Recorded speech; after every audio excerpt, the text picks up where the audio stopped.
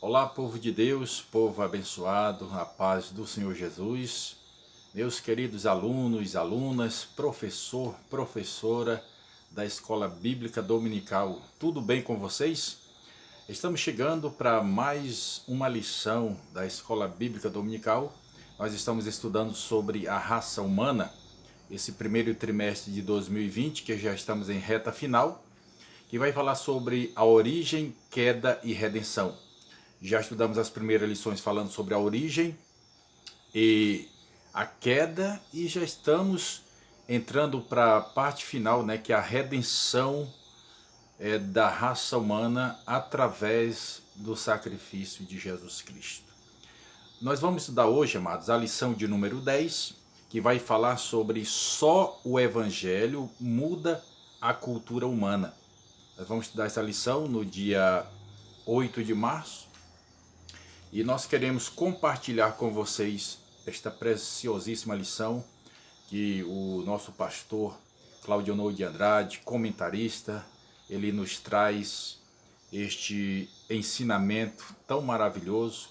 E eu creio que você, professor, professora, tem compartilhado com teus alunos e muitos têm aprendido, porque, como eu sempre digo, a Escola Bíblica Dominical é uma das maiores escolas de teologia que temos. Muitas pessoas não gostam da escola bíblica e deixam de aprender, né? Ninguém sabe tudo. A pessoa mais culta em conhecimentos, pessoas que participam, os professores mesmo de escola bíblica dominical, mesmo assim tem algo a aprender. Todos nós temos algo a mais a aprender, não é isso? Mas eu faço esse apelo a você, meu irmão, minha irmã, que está vendo esse vídeo, que você não participa da Escola Bíblica Dominical, procure participar, tá bom? Seja integrante da EBD, você vai ver que é bênção de Deus quando você procura aprender mais da palavra do Senhor, certo? Às vezes você tem um conhecimento de um trecho das Escrituras, só que naquele mesmo trecho alguém tem assim um aprendizado a mais, ou um ensinamento a mais, aí você já vai aprender aquele pouco mais, não é isso? Aí você tem também um certo conhecimento, você já pode passar para alguém. Por isso é muito importante participar da Escola Bíblica Dominical. Eu quero dizer a você que está chegando agora pela primeira vez visitando o canal Adonai, se você não é inscrito, se inscreva no canal, por favor, tá bom? Eu peço a você encarecidamente, se inscreva no canal, divulgue, certo, nas redes sociais este vídeo. Deixa o teu like, que é muito importante, e também o teu comentário aí no rodapé do vídeo, tá bom? Muito obrigado e vamos lá para a lição, tá bom? Deus abençoe você em nome de Jesus. Aqui o textuário da lição, ele vai falar assim: porque eles mesmos anunciam de nós qual a entrada que tivemos para convosco, e como dos ídolos vos convertertes a Deus, para servir ao Deus vivo e verdadeiro. 1 Tessalonicenses capítulo 1 e o versículo 9. A verdade prática vai dizer assim: em consequência do pecado, não há culturas inocentes nem inofensivas, mas todas elas podem ser transformadas pelo Evangelho de Cristo. A leitura bíblica em classe se encontra em 1 Tessalonicenses capítulo 1, do versículo 1 ao versículo 10. Tá certo? São assuntos importantíssimos. Aqui o comentarista vai trazer no primeiro tópico o que é a cultura, e aqui os subtópicos, né? Definição de cultura, a cultura dos gentios, a cultura do povo de Deus. Tá aqui na revistinha, tá? Você tem a revistinha aqui, ó, Raça Humana, lição de número 10. É muito importante essas revistas. O terceiro tópico vai falar sobre uma cultura dominada pela iniquidade. O primeiro subtópico vai dizer a cultura original, o segundo, a cultura do homicídio, o terceiro, a cultura do erotismo e o quarto, a cultura do consumo irrefreado. E o terceiro tópico vai falar sobre o evangelho transforma a cultura. O primeiro subtópico, Jesus nasceu num contexto cultural. O segundo subtópico, o evangelho transforma a cultura. O terceiro subtópico, os crentes de Corinto, um exemplo da influência do Evangelho. E já vou ler aqui a conclusão, aqui da revistinha. A cultura atual em nada difere da pré-diluviana. No entanto, podemos influenciá-la através da pregação do Evangelho de Cristo.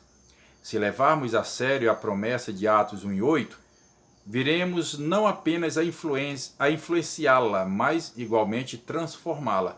Afinal, somos o sal da terra e a luz do mundo. Somente a Igreja de Cristo reúne essas propriedades tão raras para abalar as estruturas deste mundo que jaz no maligno. Sejamos santos, evangelizemos e façamos missões. É a ordem de Cristo. Nós podemos transformar a cultura da sociedade atual, como fez o apóstolo Paulo em Tessalônica. Muito bem. Então, irmãos, como vai falar sobre o Evangelho, né, para mudança, para transformação da cultura humana, nós sabemos verdadeiramente que Jesus diz que o mundo jaz no maligno. No nosso Brasil, por exemplo, se nós tem lugar, né, mas bem distante, quem sabe lá em algumas aldeias, né, que ainda o Evangelho não entrou, mas isso é raro. Na maior parte do Brasil já se propagou o Evangelho. Muitas pessoas, em todas as cidades do Brasil, muitas pessoas desviadas, né, do Evangelho de Cristo, outras que nunca aceitaram o Evangelho, mas já ouviram falar no Evangelho, sabem muito bem, e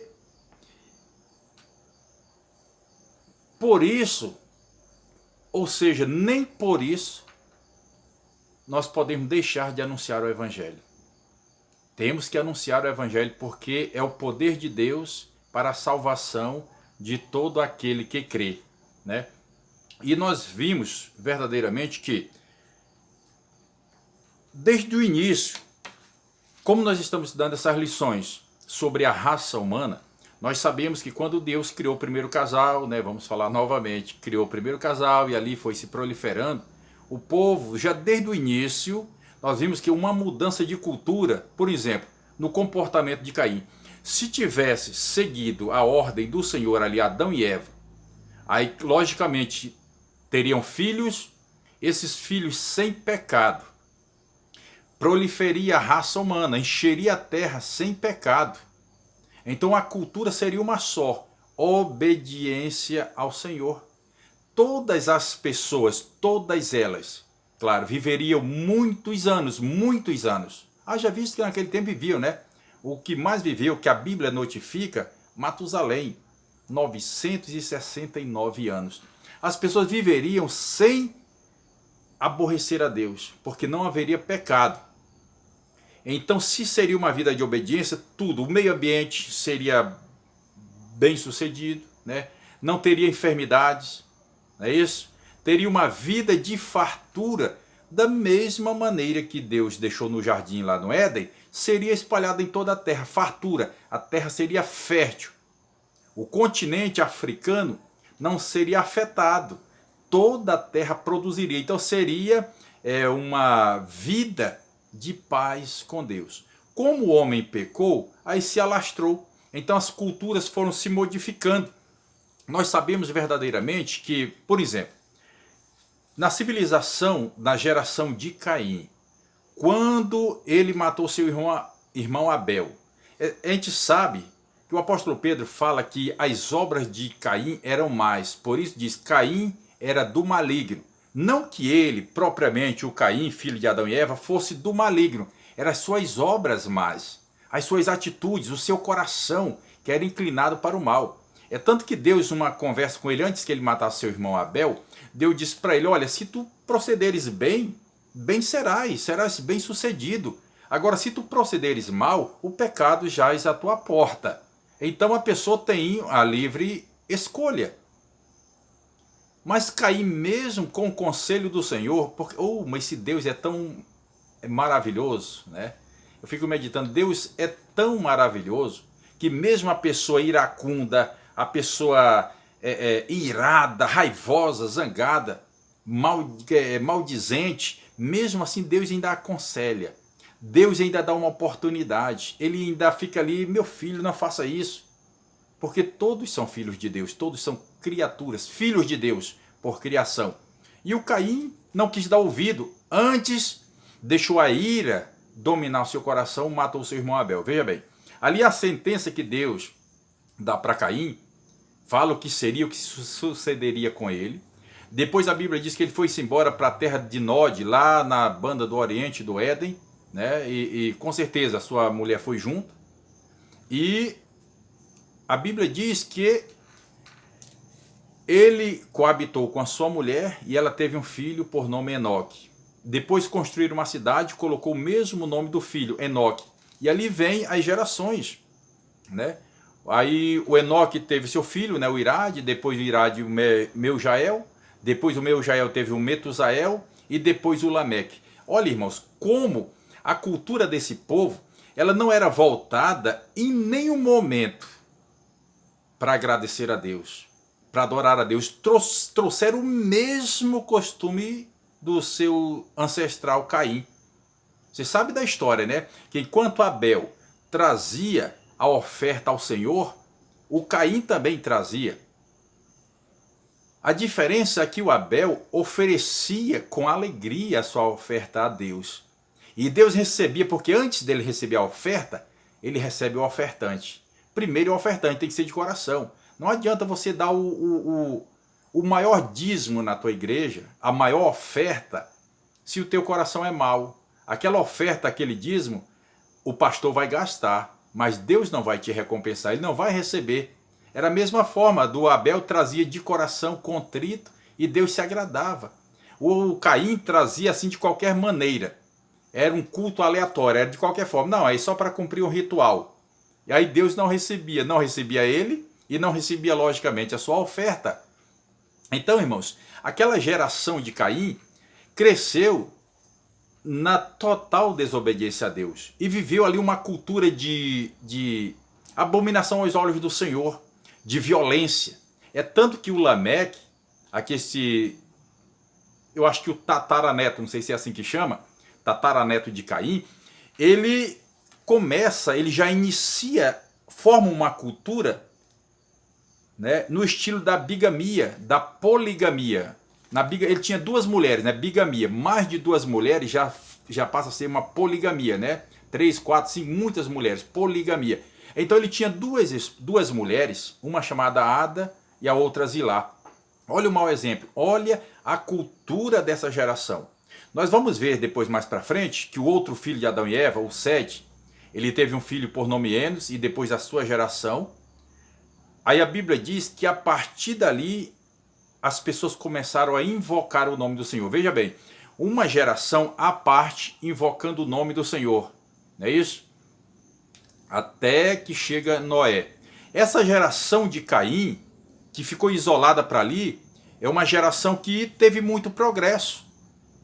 E Deus, eu falo sem medo de errar, Deus tinha um plano de salvação para aquele povo, para aquela civilização, né, da parte de Caim. Deus tinha, porque Deus tem os seus planos. A Bíblia diz que Deus quer que todos se salvem e venham ao conhecimento da verdade. Ele quer que todos. João 3,16 diz que Deus amou o mundo, ou seja, todas as pessoas. Todas as pessoas, sem exceção. Até o mal, o bem, o bom e o mal. Ele ama todas as pessoas, que ele deu seu filho único. Não tem esse negócio, ei, você é pistoleiro, não tá. Não, se arrepender tem salvação. Ei, você é uma prostituta, tá fora. Não, se arrepender tem salvação. Não importa o grau de pecado, não importa a natureza do pecador. O que importa para Deus é o arrependimento. Então Jesus derramou seu sangue para salvar a todos. O evangelho transforma a qualquer criatura. Então eu posso categoricamente afirmar que para aquela geração de Caim haveria salvação. É tanto que ele diz assim, e agora quem me encontrar me matará. Todo aquele que me encontrar me matará. Ou seja, das minhas gerações será uma geração amaldiçoada. E Deus disse, não, eu vou colocar um sinal em ti, que todo aquele que te encontrar não te fará mal algum. E se fizer algo mal, 7 vezes será vingado, quem fizer o mal com Caim. Então olha só, Deus sempre dá um escape. Mas o que acontece? Quando essas gerações foram crescendo, a do Caim, até que chega nesse personagem chamado Lameque, olha só o que ele faz. Ele arruma para si duas mulheres. Se era uma mulher para cada, para ele era duas. E ele, na sua arrogância, ele ainda diz assim: ouvi, mulheres de Lameque, que era Ada e Azilá, matei um homem por me ferir e um jovem porque me pisou. Então ele fala assim com tanta soberba. Isso é sinal de quê? Que a cultura deles lá era só de violência, de arrogância. A lei do mais forte, né? A lei do mais forte, não mexe comigo não. E a lei de Deus é a seguinte: os mansos herdarão a terra. Os humildes de espírito deles é o reino dos céus. Os pacificadores serão chamados filhos de Deus. Já pensou? O que tem fome e sede de justiça será farto. Então, na lógica de Deus é diferente, é o lado do amor. É amar a Deus sobre todas as coisas e o próximo como a si mesmo. Já na ideia aqui do Lameque, opa, não, peraí, eu sou mais forte. E olha só, aqui o que acontece nessa cultura aqui da geração de Caim.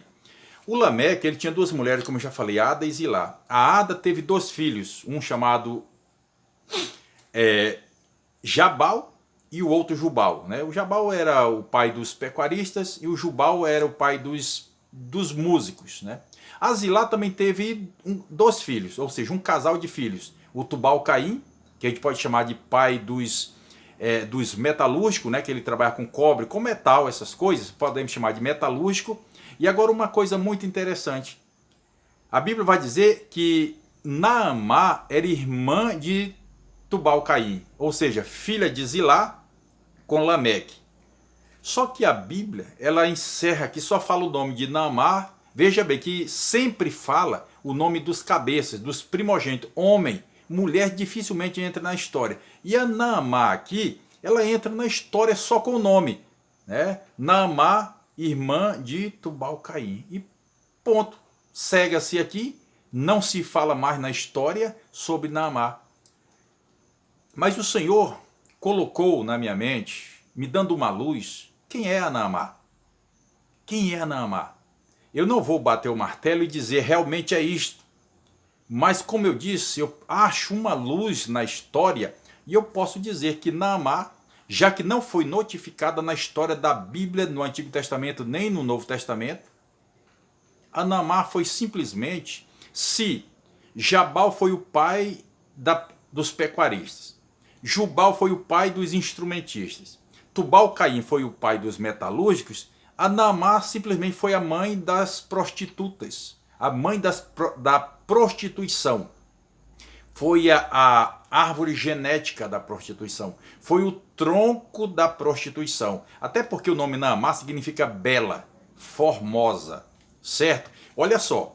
Então veja bem. Vamos fazer aqui uma junção para que nós cheguemos a uma conclusão a respeito da Naamá. Eu estou falando da cultura perversa, da cultura da prostituição, do adultério, da depravação, né? Mais na frente a gente vai ver o que aconteceu depois do dilúvio. Depois a gente vai saber o que aconteceu com Sodoma e Gomorra, como vivia a cultura daquele povo na promiscuidade, né, da homossexualidade. Não é isso? Por isso Deus destruiu Sodoma e Gomorra por causa da homossexualidade, da aberração que eles fizeram, que assim era a cultura deles diante de Deus. Não queriam saber de Deus. Olha só, a Bíblia vai dizer agora sobre a genealogia de Sete, que vai falar sobre Enos, né, e até Noé. A Bíblia diz que viu os filhos de Deus, as filhas dos homens que eram formosas. Lembra que eu falei Naamá? Naamá significa bela, formosa. Então os filhos de Deus eram os da geração piedosa de Sete. As filhas dos homens eram da geração pecaminosa de Caim. Então, desculpa, como eles se envolveram, os filhos de Deus, ou seja, era o povo obediente a Deus, aquela geração de Sete. Começaram a ver as filhas formosas, olha Naamá, bela, formosa. Se envolveram com elas e ali nasceram os gigantes, os nefilins. E a Bíblia diz que tiveram gigantes naquele tempo e depois disso também houve gigantes na terra. Ali Deus se aborrece porque a cultura virou uma só, tanto da geração de Caim quanto da geração de Sete, ao se envolverem. Se Deus tinha um escape para a geração de Caim, era através da geração piedosa de Sete. Só que Sete, a geração de Sete, era para ser o exemplo, era para ser o espelho, era para eles propagarem, até que durante muito tempo, eles propagaram-se, os cabeças, os líderes, eles propagaram o nome do Senhor. Eles invocavam, ou seja, invocar significa adoravam na beleza da sua santidade. Aquelas gerações primeiras foram morrendo. Obviamente as gerações mais novas, né, já começando a olhar para as coisas, para a cultura, né, para a sabedoria que Deus tinha dado para aquela geração de Caim, a sua descendência, e começaram a se envolver, né, e se juntarem e casarem uns com os outros e misturaram, que Deus disse que era para estar separado, misturaram. E ali Deus se aborreceu e disse que acabaria, arrependeu-se de ter formado o homem, e agora naquela geração toda, na mistura de cultura das duas raças, Deus achou só um homem justo chamado Noé. Era Noé, a sua esposa, seus 3 filhos e as 3 noras. E Deus, irado, ele disse: eu vou destruir esse povo porque eu me arrependo de ter feito esse povo. Noé, faz para ti uma arca. No passar dos tempos, quer dizer, muitos anos atrás, muito tempo atrás, sempre se ouviu pregar, né, que Noé pregava para aquele povo. Noé dizia: arrependam-se, vai vir um dilúvio. Você já ouviu alguém pregar assim? Cada martelada que Noé dava era anunciando que o dilúvio vinha. Outros dizem: Noé pregou 120 anos. Deixa eu te falar, Noé não pregou nem um dia. Noé não avisou nada para ninguém. Noé não pregou porque Deus não mandou ele pregar. Deus disse: eu vou destruí-los. Assim como ele disse: eu vou destruir Sodoma e Gomorra. Você lembra a história? Deixa eu te relembrar. Deus estava irado com Sodoma e Gomorra porque eles viviam, como eu já disse, a cultura da homossexualidade. Homem com homem, mulher com mulher, cometendo todo tipo de torpeza. Não está tão diferente, ou seja, está igual no nosso Brasil e na maior parte do mundo. Então Deus disse que ia destruir Sodoma e Gomorra com fogo e enxofre. Abraão vai conversar com Deus, intercedendo pelo seu sobrinho Ló e por algumas pessoas que possivelmente eram salvas, eram justas lá naquela cidade pecaminosa. E ele chega para conversar com Deus e diz: Deus, o Senhor destruirá o justo com o ímpio? Se lá tiver 50 justos, o Senhor vai destruir? Deus disse: não, eu não destruirei pelo amor dos 50. E ele pensa, né? Ah, então não tem 50. Se tiver 45, Deus. E ele disse: eu não destruirei pelo amor dos 45. E ele pensa, né? Não, então não tem 45. Senhor, já que eu me atrevi a falar, se tiver 40. Ele disse: eu não destruirei Sodoma e Gomorra pelo amor dos 40. E Abraão pensa, isso é uma conjectura que eu faço, ele fica pensando, e não tem 40. Senhor, se tiver 30 justos, o Senhor destruirá o justo com o ímpio? E ele disse: não destruirei se lá tiver 30. E Abraão começa a pensar: não tem 30? Já que eu me atrevi a falar, vou lhe falar mais uma vez. Se tiver 20 justos, Deus disse: eu não destruirei pelo amor dos 20. Está vendo? Deus sabia, já estava decretada a destruição de Sodoma e Gomorra. E ele começa a pensar assim, mas, como eu disse, é uma conjectura que faço. Abraão começa a pensar: mas deve ter 10, não é possível.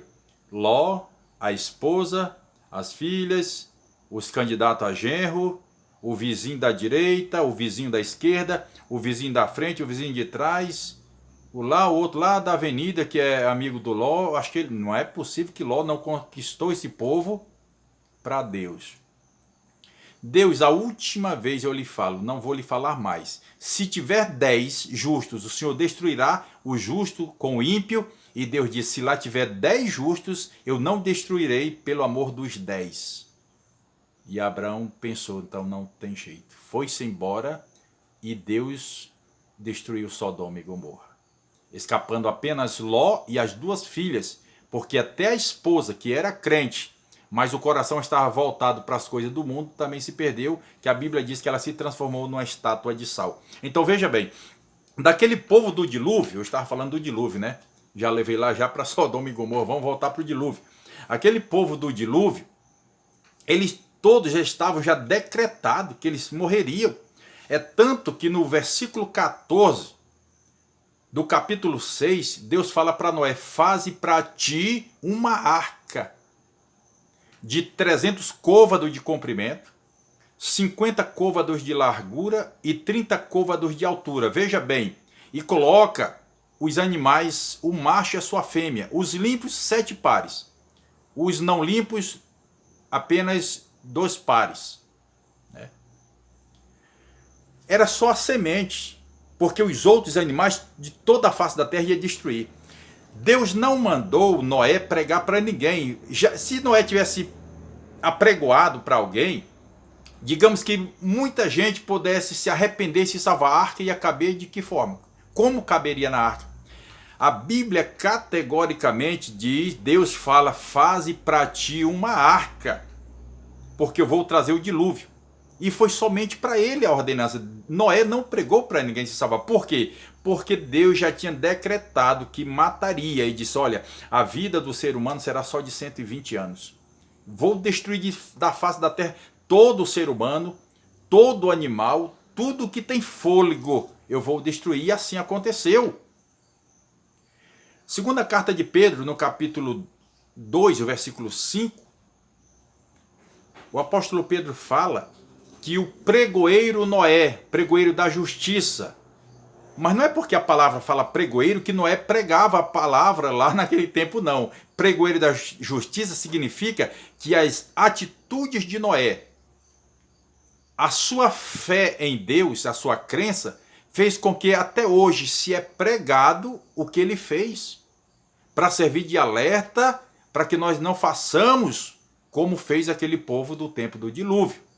Certo? Hebreus capítulo 11, o versículo 7 fala que Noé, pela fé, divinamente avisado das coisas que ainda não tinham acontecido, fez para si uma arca, salvando apenas a sua casa. Tá entendendo? Porque a ordem era para salvar apenas a sua casa. Então, quando Noé, veja bem, morreu todo mundo no dilúvio. Por quê? Porque se misturaram. Se o plano de Deus era para a salvação de alguns, aí como eles se misturaram, salvou somente 8 pessoas. Noé, a esposa, os 3 filhos e as 3 noras. E aí tudo bem, graças a Deus, nova vida. Após o dilúvio, aí eles saem da arca e Deus novamente faz uma aliança com Noé. E ele coloca o arco, né, nos céus como sinal. Diz: toda vez que formasse a nuvem para chover, que aparecesse o arco do concerto, ou o arco da aliança, que erradamente as pessoas chamam de arco-íris. Ei, isso é paganismo, viu, irmão? Irmão, irmã. Quando você fala o arco-íris, na Bíblia não tem íris. Íris é uma divindade pagã, viu? Que às vezes você fala esse nome sem saber, viu? Não é arco-íris, é arco da aliança. O arco do pacto, tá bom? O arco no céu. Você não vai encontrar na Bíblia arco-íris, tá bom? Isso é paganismo. Isso é do catolicismo romano. É paganismo. Deus colocou o arco. E ali, Noé, com a sua família, Noé e mais 7 pessoas, novamente dão prosseguimento à vida. Ali está tudo bem na adoração a Deus. Só que chega um tempo, veja bem, que Satanás nunca deixa de trabalhar. Jesus disse: meu pai trabalha até agora e eu também. Só que Satanás também trabalha. O trabalho dele é de confrontar a Deus. E ele usa quem? As criaturas de Deus. Estava tudo muito bem. O justo Noé tinha escapado do dilúvio com a sua família. Só que ele planta uma vinha e ele tira do seu fruto, forma ali o vinho e ele bebe em excesso. Olha só o mal terrível. Adão pecou pela comida, não é isso? Comeu a fruta. Noé pecou pela bebida. Olha, 2 coisas que levam o homem a pecar se ele usar em excesso. O beberrão, a bebedice, o cachaceiro, o alcoólatra. E ainda tem gente que defende, fala que a Bíblia não condena quem bebe. Não condena, é? Claro, a Bíblia não condena mesmo. A pessoa que se condena. Os bêbados não herdarão o reino dos céus. A Bíblia diz, né? Confere lá, 2 Coríntios 6 e 9. Os bêbados não herdarão o reino dos céus. Noé pecou pela bebida. Adão pecou pela comida. O Noé faz ali o seu vinho, bebe em excesso e fica agora igual um bocózão, pelado, né? Tira sua roupa, fica nu dentro da tenda, porque quem desobedece às ordens de Deus, quem extrapola as ordenanças de Deus, ignora as ordens de Deus, as leis de Deus, vai pagar um preço. Ele se embriaga, fica nu na sua tenda. O seu filho mais novo, o Cã, olha a nudez do seu pai e ao invés de, já que ele tinha olhado, voltado, assim, temeroso, não, foi rir, zombou e ainda contou para os seus irmãos, Sem e Jafé. Né? Esses eram os 3 filhos de Noé, Sem, Cã e Jafé. Ele vai e comunica a seus irmãos, ei, o pai está peladão lá dentro, bebão, cheio do mé, cheio do goró, né? Porque quem não obedece a Deus e entra na cachaça, né? Entra no goró, claro, tem um escape, o arrependimento. Do contrário, beberrão não herdará o reino dos céus. Só que como ele faz isso, aí Sem e Jafé pega uma capa e de costas vão levando a capa e cobre o seu pai que está nu.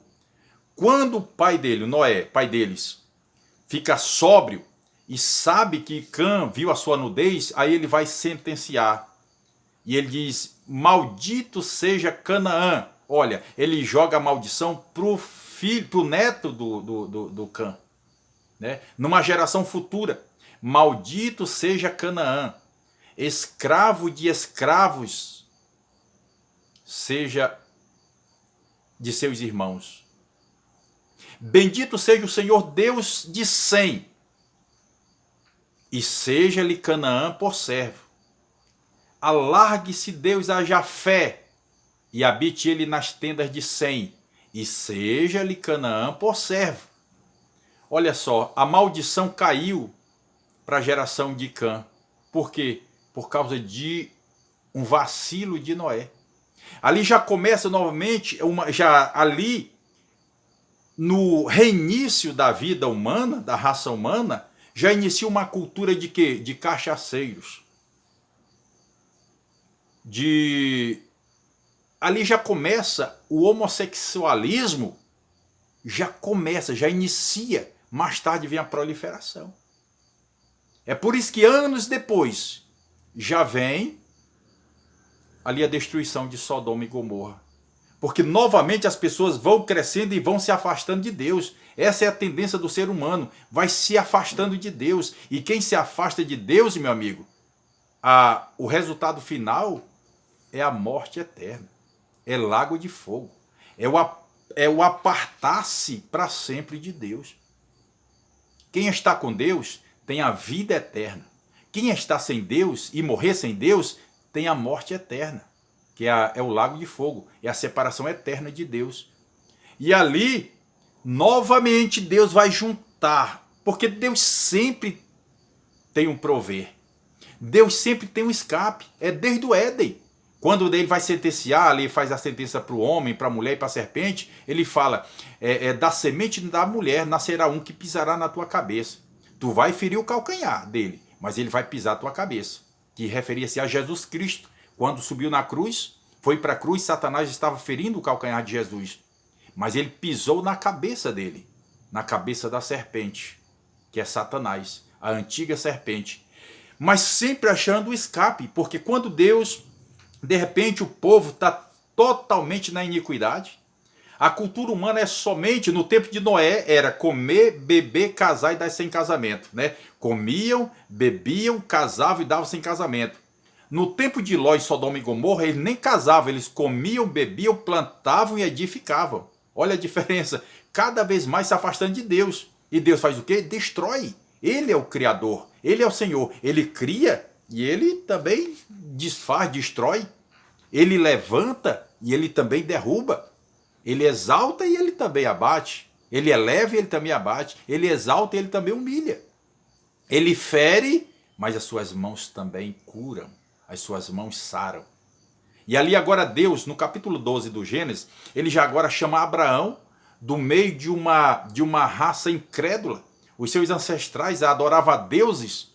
Só que ele via que Abraão adorava a Deus dos céus. Abraão via os seus pais e avós adorando a Deus, o sol, a lua, as estrelas, o rato, a formiga, a vaca, adorando qualquer coisa, ou ser, alguma divindade. Só que Abraão adorava ao Deus dos céus. Ao ponto de Deus chama ele e diz: Abraão, sai da tua terra, do meio da tua parentela e vai para um lugar que eu te mostrarei. E pela fé Abraão foi. Ele não disse: Senhor, para onde? O que vou ganhar com isso? Não, ele não interrogou a Deus. Simplesmente ele obedeceu e foi. Depois de Abraão nasceu Isaac, de Isaac nasceu Jacó, de Jacó nasceu as 12 tribos de Israel. Que Israel era para, nas suas 12 tribos, era para servir de marco, para servir de bússola para o resto das nações, para servir de torre. Lembra que no tempo lá depois do dilúvio, na Torre de Babel, eles fizeram uma torre e uma cidade para servir, aquela torre servir de marco, servir de referência, para eles não se espalharem sobre toda a face da terra? Da mesma forma, Deus também fez de Israel uma torre, para que servisse de orientação para todas as nações. Só que Israel prevaricou. Das 12 tribos que seria o sacerdócio, formado de 12, apenas uma, a tribo de Levi. E assim mesmo com muitas falhas. Mesmo com falhas. Como eles falharam, então Jesus veio para cumprir o que eles não estavam dando conta de cumprir, que era a lei que Deus determinou através de Moisés. Como eles não davam conta de cumprir, veio Jesus e cumpriu. Agora estabeleceu novamente um pacto para mudar o sistema das culturas. A cultura da raça humana. Aí Jesus vem novamente, forma 12 homens, um colegiado de 12 homens, para através desses 12 seguir o plano da salvação, que desde o Éden foi criado. E desses 12, um traiu, um negou, outro não tinha uma crença firmada, outros tinham dúvida, não tinham certeza, eram medrosos. E você? Você é discípulo. No futuro, se você for salvo, Jesus vai te colocar como sacerdote. Porque a Bíblia diz que nós seremos reinos e sacerdotes. Você sabe que vai ter um período de 1000 anos literais nessa terra, após o arrebatamento da igreja.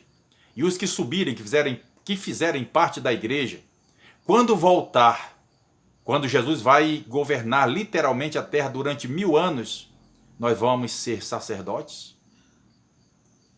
Você está firmado? Para que isso aconteça, é preciso que você propague o evangelho. E esse evangelho tem que ser pregado a toda criatura. João Batista iniciou esse evangelho. Ele disse: Ei, o reino de Deus está entre vocês, arrependei-vos e crede no evangelho. E as pessoas criam: não, João Batista, filho de Zacarias, esse homem, ele é um profeta de Deus. O que nós vamos fazer é só vocês se arrependerem e crerem. Vem aqui para me batizar vocês. Ele batizava no Rio Jordão, ele batizava lá nas áreas de Betânia. Em vários lugares, ele ia para o deserto, depois voltava. Em vários lugares ele usava o sistema de batizar, mergulhar, a imersão nas águas. E o interessante é que as pessoas, a maioria delas, criam em João Batista como profeta de Deus. João Batista dizia assim: olha, a ira de Deus vai recair sobre a humanidade. Arrependei-vos. As pessoas davam ouvido e vinham arrependidas. Muitas delas vinham arrependidas. Outras vinham camufladas. É igual os crentes muito de hoje em dia, né? Basta fazer parte de uma igreja, acho que já estão salvos. Basta usar a Bíblia, basta fazer um curso teológico, aprende alguma coisa e já sai pregando evangelho, pregando heresia, prega um bocado de coisa, né? E prega até outros evangelhos. A mesma forma, essas pessoas, uma boa parte deles, fariseus e saduceus, eles vinham para ser batizados por João o Batista. Olha, se a gente for batizado por João, a gente está livre da ira futura, pensavam eles. Só que João Batista, como era orientado pelo Espírito Santo de Deus, ele dizia para muitos deles: ei, raça de víboras, ei, suas cobras, quem foi que induziu vocês a fugir da ira futura? Olha, o machado já está colocado na raiz da árvore. Toda árvore que não produzir bom fruto é cortada e lançada no fogo. E nem adianta você dizer que vocês são filhos de Abraão, porque até dessas pedras, Deus pode fazer filhos, suscitar filhos a Abraão. Aí, como eles sabiam que João Batista sabia que eles estavam se escondendo, apenas se camuflando, achando que se batizando nas águas por João Batista, eles já estariam salvos. É igualzinho essas pessoas que no dia de Santa Ceia, vou já falar. Essas pessoas que no dia de Santa Ceia, eles erram, pecam e não estão nem aí. Eu falo pecam porque todos nós pecamos, que aí todo dia nós pecamos. Só que a gente se arrepende e pede perdão ao Senhor. Tem pessoas que não se arrependem, deixa para se arrepender no último minuto que vai tomar a Santa Ceia, e se o pastor chamar. Alguém que pecou, quer uma oração para tomar a Santa Ceia, vem um bocado lá para se ajoelhar.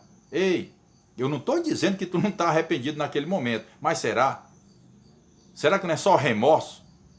Porque há diferença entre arrependimento e remorso. Se é só remorso, meu jovem, minha jovem, você está perdendo tempo. Você está comendo a ceia do Senhor indignamente. Quer dizer, não tem nada a ver com tua vida.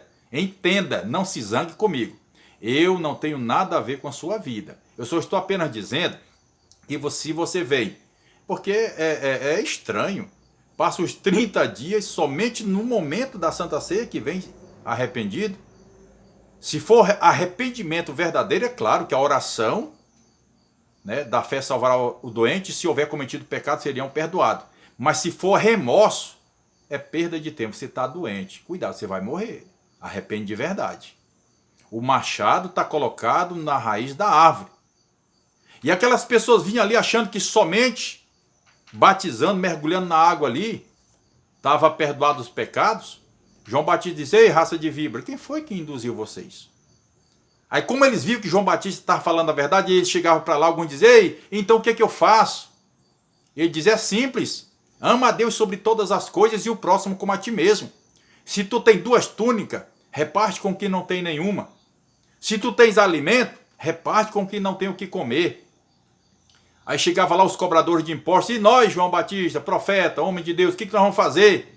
É só vocês não cobrar o imposto além do valor devido. Cobra o que é justo. Porque não era pecado eles serem cobradores de imposto, não. É tanto que Mateus, um dos apóstolos de Jesus, era cobrador de imposto. E Jesus passou lá onde ele trabalhava, lá no escritório dele, diz: ei, vem, me segue. E ele largou seu trabalho e seguiu Jesus. Mateus, né? Mateus ou Levi, o jeito que você quiser chamar, ou Mateus ou Levi é a mesma coisa. Então não era pecado ser cobrador de imposto. O problema é que eles estavam tão viciados na corrupção, é igual os políticos partidários brasileiros, né? Os brasileiros, a maioria deles, a maioria, não generaliza, a maioria, 99%, são corruptos, e vão pagar se não se arrepender. Era a mesma coisa. Os cobradores de impostos, a maioria deles, lembra de Zaqueu? Cobrador de imposto, ladrão, mentiroso, salafrário, sem vergonha. Mas no dia que Jesus falou que queria pousar na casa dele, naquele dia ele se arrependeu. Está vendo como o evangelho muda? Está vendo como o evangelho transforma, muda a cultura do ser humano? O evangelho de Jesus transforma, mas é o evangelho verdadeiro, o evangelho de Jesus Cristo. Vou já falar sobre o que é evangelho de Jesus Cristo e o que não é evangelho de Jesus Cristo. Ei, mas eu falo mesmo. O Zaqueu, incomodado com a presença de Jesus, mas alegre, porque a Bíblia diz que ele recebeu Jesus alegre na sua casa. Ele incomodado com as riquezas que ele tinha, sabendo que a maioria delas, a maior parte da riqueza de Zaqueu, foi conquistada ilicitamente. Ele arrependido, porque Jesus quer saber do arrependimento. Ele não quer saber do tanto de pecado que você pecou, não. Pode ser uma multidão de pecados que você tem, mas no momento que você se arrepende, Jesus vai dizer: ó, você roubou, você matou, você fez isso, fez aquilo, prostituiu, adulterou, tal, enganou, trapaceou. Não, ele não vai jogar em rosto. Ele quer saber do coração arrependido para ele dizer: está cancelado, meu filho, a tua dívida. A tua dívida, filha, está cancelada. O Zaqueu simplesmente disse, Senhor, vamos fazer um negócio aqui, um acordo aqui. Eu não estou mais aguentando, essa tá me roendo aqui por dentro. Eu estou incomodado. Vamos fazer um acordo, Senhor? Eu vou pegar metade dos meus bens e vou dividir com os pobres. E se alguém eu defraudei, eu vou devolver 4 vezes mais. Sabe o que foi que Jesus disse? Eu imagino Jesus se levantando da cadeira rapidamente e disse, hoje veio salvação a esta casa. Jesus não demorou nada, nem 10 segundos. Quando Zaqueu acabou de confessar, e Jesus não diz, ei, Zaqueu, confessa. Confessa, Zaqueu, confessa, igual muitos estão aí por aí. Ei, fala, vem para Jesus, tu vai morrer. Opa, o carro vai passar por cima de ti. Ei, vem, o evangelho forçado. Sabe, o convite forçado? Vem, ou vai morrer tua mãe, vai morrer, hein, bicho? Epa, opa, tu vai perder o emprego, vem para Jesus, vem, vai morrer teu filho, ó, vem. Isso é conversa fiada, viu? Isso não é o evangelho de Cristo. Falo sem medo de errar. E tá bem aqui, ó. Olha ela aqui, ó. Ó, aqui ela, ó. Ela me garante. Ela me garante eu dizer que está errado. Esse tipo de convite, esse tipo de evangelho é anátema. Jesus não forçou Zaqueu a confessar nada. Ele simplesmente abriu a casa para Jesus. Lembra? Eis que estou à porta e bato. Se alguém abrir, eu entro na sua casa, ceio com ele e ele comigo. É se abrir. Por quê? Na porta do teu coração, a tranca é pelo lado de dentro. A tramela é pelo lado de dentro. Jesus só entra se você abrir. Zaqueu abriu o coração e Jesus disse, hoje veio salvação a esta casa, porque esse aqui também é filho de Abraão, pois o filho do homem veio buscar e salvar o que se havia perdido. Certo? Então veja só. Aí as pessoas vinham para João Batista. Ei, os cobradores de impostos, o que nós vamos fazer, João? Pô, é só vocês cobrar o imposto no valor justo, no devido. Aí chegavam os soldados, e nós, que nós fazemos? É só vocês não usar de violência excessiva. É só cumprir a ordem de vocês. Certo? E não levante falso testemunho de ninguém. E contente com o vosso salário, viu? Se contentem com o vosso salário. Hoje no Brasil, as nossas autoridades, posso falar sem medo de errar, essas da área, por exemplo, da polícia militar, civil, não sei, eles ganham muito ruim, ganham mal no Brasil. Aí muitos deles fazem o quê? Subornam. Uns fazem é matar mesmo. São pessoas, quer dizer, eu não considero essas pessoas como policiais, eu considero como bandidos infiltrados na corporação. Bandidos infiltrados na corporação, né, das autoridades, só isso. E eles vivem, diz muitos deles. E João Batista disse, olha, vocês contentem com o vosso salário. Não inventem nada falso, calúnia de ninguém. Não inventem. E nem use com excesso de autoridade, né? Cuidado, não espanque as pessoas. Só façam o que é preciso vocês fazer. Então aquelas pessoas vinham arrependidas, muitos deles com certeza se arrependeram, ouvindo a voz de João Batista. Aí Jesus vem, implanta ali o seu evangelho.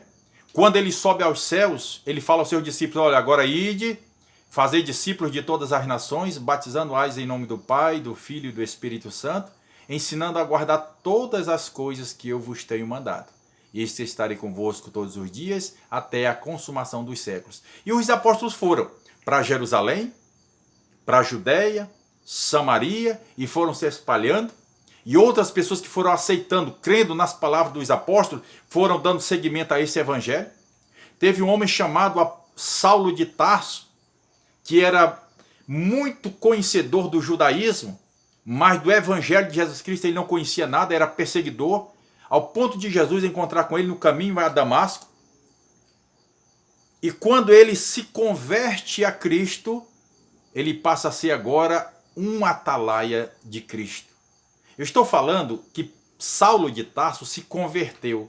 Assim como todo cristão, todo seguidor de Cristo, ele é convertido ao cristianismo. Porque conversão não significa simplesmente porque você faz parte de uma igreja, não. Converter é voltar ao lado oposto da caminhada. É o outro lado da moeda. Converter, deixa eu tomar aqui, por exemplo, digamos que você vou fazer aqui uma conjectura. Você vai para os Estados Unidos. você tem 10 mil reais que você vai gastar nos Estados Unidos. Se você for para lá com 10 mil reais, com a moeda real, você não vai comprar nada no comércio. Você vai andar nos comércios com o bolso cheio de real e você não vai comprar nada. Você só vai comprar se você pegar o seu dinheiro, o seu real, e ir na casa de câmbio e converter em dólar. Aí sim você vai comprar no comércio nos Estados Unidos. Está entendendo? É uma comparação que eu estou fazendo. Convertido o real em dólar, é lógico que ele não vai mais ser real, ele deixa de ser real, porque no teu bolso vai ter dólar. Então isso é converter. Não adianta você dizer que é crente e você viver com a mesma prática do mundo. Você é crente, você continua fumando. Você é crente, você continua bebendo cachaça. Você é crente, você continua mentindo. Você é crente, você continua prostituindo. Você é crente, você continua adulterando. Você é crente e continua trapaceando. Você é crente e continua subornando e recebendo suborno. Você é crente e continua intrigado com teu vizinho.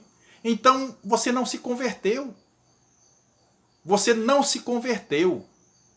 Então Saulo de Tarso ele foi convertido ao ponto dele agora dar seguimento ao que os outros apóstolos faziam, anunciando o evangelho de Cristo. O evangelho de Cristo. Porque hoje há muitos evangelhos. Né? E ele diz na sua carta aos Gálatas, no capítulo 1, ele diz, olha, ainda que um de nós, ou um anjo do céu, venha trazer outro evangelho, além do que vocês aprenderam, é anátema, é maldição. E ele repete, olha, ainda que um de nós, tá? Traga um outro evangelho diferente. E qual é o evangelho verdadeiro? O evangelho da salvação, o evangelho que prega amar a Deus sobre todas as coisas e amar o próximo como a si mesmo. Esse é o evangelho de Jesus. O verdadeiro evangelho, que é a mesma religião que Tiago fala, é visitar os órfãos e as viúvas nas suas necessidades. Visitar não é chegar lá na casa, ô dona fulana, como é que a senhora está? Não, visitar é cuidar, é assistir, é dar assistência, é dar o cuidado, é dar comida, a veste, o calçado, ver se tem uma moradia digna. Os órfãos e as viúvas nas suas necessidades e manter-se incontaminado do mundo, viu? Manter-se incontaminado do mundo, largar mentira, largar falsidade, largar as vaidades do mundo, as coisas que é do mundo. Porque aquele que ama o mundo, o amor do Pai não está nele. Filhinhos, não ameis o mundo e nem as coisas que há no mundo. Porque aquele que ama o mundo, o amor do Pai não está nele. E se o amor do Pai não estiver em você, você vai entrar no céu aonde? Só se for no céu da boca da onça, viu? Não entra, tá? Ei, Bambé, você está me julgando? Não estou te julgando, eu só estou apenas repassando a palavra, dizendo qual é o verdadeiro evangelho. E o evangelho tem se mutilado. O evangelho de Jesus Cristo tem mutilado. Vendo que Paulo disse, olha, se trouxer outro evangelho, ainda que seja um anjo do céu, viu? Não acredita não. E ainda que seja um de nós, ou eu, ou Barnabé, ou Silas, um de nós, né? Filemon ou Timóteo, vier com outro evangelho, diferente desse que nós temos ensinado, não acredita. Esse é um evangelho de maldição. O evangelho do venha como está, fique como quiser, que está sendo propagado por aí. O evangelho do que teu carro novo vai ver, opa, amanhã tu vai receber a chave do teu carro novo, a tua fazenda, o teu gado vai aumentar, a tua loja vai bombar. Você tem duas empresas, ixi, você vai ganhar muito mais. Isso é o evangelho mentiroso, o evangelho anátema, evangelho de maldição. Está te induzindo a ficar aqui na terra, está te induzindo a fixar residência na terra. Você tem que morar no céu. Olha o que Paulo fala aos Colossenses 3. Buscai as coisas que são de cima, onde Cristo está sentado à destra de Deus. Pensai nas coisas que são de cima, não nas que são da terra, pois morrestes, e a vossa vida está escondida com Cristo em Deus. Viu? Então o evangelho verdadeiro é aquele evangelho de salvação para mudança. Venha como está e conheça Jesus e mude de vida. Quem mentia, não minta mais. Quem furtava, não furte mais, antes trabalhe. Cada um fale somente a verdade para o seu companheiro. Seja a vossa palavra sim, sim e não, não, porque o que passa disso é de procedência maligna. Seja a luz do mundo e sal da terra. Não se pode esconder uma cidade edificada no monte. E nem se acende uma luz e coloca debaixo da mesa, mas coloca no velador para iluminar os que estão na casa. Vocês são a luz do mundo. E olha agora o recado final de Jesus. Faça a vossa luz resplandecer diante dos homens. Tem uma história de um irmão que ele, bem crente, servo de Deus, cristão, autêntico, verdadeiro, 100%. Ele passava para a igreja e convidava o seu vizinho. Vizinho, vamos para a igreja, vamos assistir um culto, vamos conosco. Ele, não, outro dia eu vou, porque eu estou estudando um livro. Outro dia passava e coincidia dele ver o vizinho na frente da casa. Vizinho, vamos para a igreja, vamos assistir um culto. Ele, vamos para o culto conosco. E ele diz, ô vizinho, hoje não, outro dia eu vou, eu estou estudando um livro. E assim, sempre que o vizinho crente, o irmão, convidava o seu vizinho para ir ao culto, ele dizia que não podia porque estava estudando um livro. Certo dia ele passa, convida o vizinho aceita o convite, vai lá, assiste o culto. Na hora do convite, ele entrega a sua vida a Jesus. O vizinho, o irmão crente, né, o irmãozinho muito alegre, abraça o seu vizinho, que agora é irmão, né, novo crente, e ele disse, vizinho, irmão, me conta uma coisa. Sempre que eu te convidava para vir ao culto, você dizia que não podia vir porque você estava lendo um livro. Que livro era esse? Ele disse, é o livro da tua vida, meu irmão. Eu estava lendo, eu estava te estudando, eu estava te averiguando para saber se valia a pena eu também ser crente igual você. Ser crente da tua igreja, da tua religião. Então, irmãos, a nossa vida é um livro aberto. Nós somos a carta lida por todos. O verdadeiro evangelho tem que ter, a pessoa que propaga o verdadeiro evangelho tem que ter uma vida ilibada. Uma vida, como disse o apóstolo Paulo, aos 1 Tessalonicenses 5:23, irrepreensível para a vinda de Jesus Cristo. Este evangelho que você vive, do toma lá da cá, do venha como está, fique como quiser, o evangelho das invenções, das coreografias, dos teatros, né, dos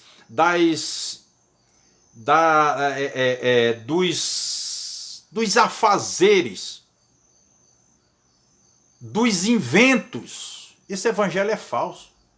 Querendo, com a sua própria capacidade, o seu intelecto, atrair alguém para Jesus, que a palavra diz que não por força nem por violência, esse evangelho é mentiroso, meu irmão. Ah, mas eu estou fazendo aqui uma coreografia, um teatro, que é para poder atrair, ganhar alma para Jesus. Mentira. Quem convence é o Espírito Santo de Deus. A tua obrigação é só de dizer que Jesus vai voltar. A tua obrigação é só dizer que somente Jesus salva. Que só Ele é o caminho, a verdade e a vida, e ninguém vem ao Pai se não for por Ele. Ninguém vai ao céu se não for por Jesus. É só isso e mais nada. E de pregar o evangelho a toda criatura. Quem crê e for batizado será salvo, quem não crê será condenado. Não é preciso você fazer inovações. Não é preciso você, com a tua sabedoria, a tua intelectualidade, criar teatros, eventos, invenções. Isso aí Deus não está precisando, não. Opa, ó, aqui, ó, a minha defesa aqui, ó, olha o código aqui, ó, olha a Constituição aqui, a Constituição que me garante, que me orienta eu falar isto, viu? Olha aqui, e o meu advogado chama-se Jesus Cristo, viu? Isso é invenções, é o evangelho anátema, é o evangelho amaldiçoado. O verdadeiro evangelho muda a cultura humana. O verdadeiro evangelho. Não inove. Não inove. Somente fale aquilo que é o correto. O que é certo. E Deus salvará vidas. Salva a tua. Escapa-te por tua vida. Os céus é logo ali. Que Deus nos abençoe em nome de Jesus.